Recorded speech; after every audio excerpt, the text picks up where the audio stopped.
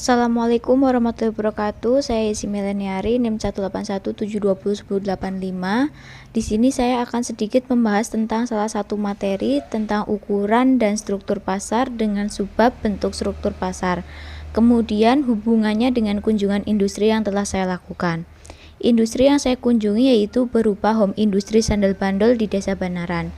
Sebelum membahas tentang hubungannya, terlebih dahulu saya akan membahas tentang struktur pasar. Struktur pasar adalah penggolongan produsen atau perusahaan pada beberapa bentuk pasar berdasarkan pada ciri-ciri seperti jenis produk yang dihasilkan, banyaknya perusahaan dalam industri, mudah tidaknya keluar atau masuk ke dalam industri, dan peranan iklan dalam kegiatan industri. Berdasarkan pengertian tersebut, struktur pasar dalam analisis ekonomi biasanya dibedakan menjadi 4. Yang pertama ada pasar persaingan sempurna, yang kedua ada pasar monopoli, yang ketiga ada pasar persaingan monopolistik, dan yang keempat ada pasar oligopoli. Dari 4 struktur pasar yang telah disebutkan tadi, struktur pasar persaingan sempurna menjadi hal yang paling mendekati hubungannya dengan kunjungan industri yang telah saya lakukan. Hal ini dikarenakan pasar persaingan sempurna memiliki pengertian yaitu suatu pasar yang ditandai oleh tidak adanya persaingan yang bersifat pribadi di antara perusahaan-perusahaan penjual atau produsen yang ada di pasar. Beberapa ciri atau karakteristik bentuk pasar persaingan sempurna antara lain yang pertama yaitu perusahaan bertindak sebagai pengambil harga atau price taker. Pengambilan harga berarti bahwa perusahaan-perusahaan yang ada di dalam pasar tidak dapat menentukan atau mengubah harga pasar, namun mengacu pada harga yang terbentuk di pasar, yang ditentukan oleh interaksi antara seluruh penjual atau produsen dan pembeli atau konsumen. Di home industri sandal bandol yang saya kunjungi, harga per kodi sandal dibanderol mencapai mulai dari harga 140.000 per kodi sampai dengan 200.000 per kodi. Yang kedua ada hambatan untuk masuk keluar pasar sangat rendah.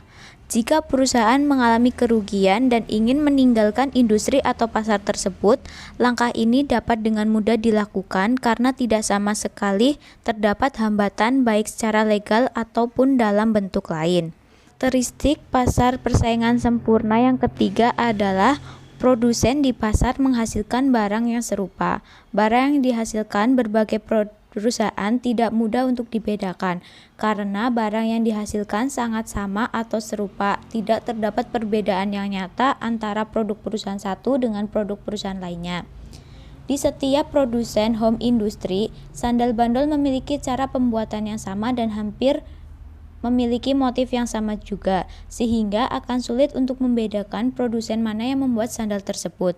Karakteristik yang keempat adalah terdapat banyak perusahaan di pasar. Banyaknya penjual dan pembeli di pasar menyebabkan perusahaan tidak mempunyai kekuasaan untuk mengubah harga. Desa Banaran sendiri sangat terkenal dengan pusatnya industri sandal bandol, sehingga apabila kita mengunjungi Desa Banaran akan sangat mudah menemukan para penjual sandal bandol. Karakteristik selanjutnya yaitu pembeli mempunyai informasi yang sempurna tentang keadaan pasar.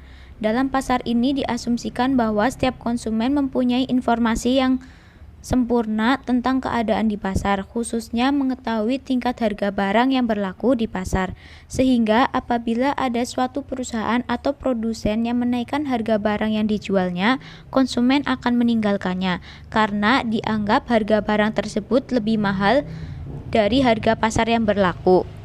Di home industri sandal bandol yang saya kunjungi, konsumen datang dari berbagai kota, mulai dari Makassar, Sragen, Cirebon, dan juga Tangerang. Selain memiliki ciri dan karakteristik, adapun keburukan dan kritikan atas bentuk pasar persaingan sempurna antara lain adalah yang pertama, tidak mendorong inovasi, yang kedua, terkadang menimbulkan ongkos sosial, yang ketiga adalah pilihan konsumen terbatas. Yang keempat ada kemungkinan ongkos produksi akan lebih tinggi. Adanya indikasi terjadi inefisiensi dan income inequality.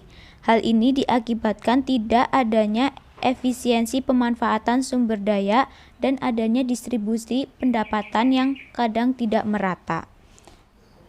Sekian paparan materi tentang ukuran dan struktur pasar dengan subbab materi bentuk pasar, yaitu pasar persaingan sempurna, yang telah saya hubungkan dengan kunjungan industri sandal bandol di Desa Banaran. Untuk link video kunjungan industri sandal bandol secara lengkap akan saya letakkan link tersebut di description box. Semoga video ini dapat bermanfaat. Sekian, terima kasih. Wassalamualaikum warahmatullahi wabarakatuh.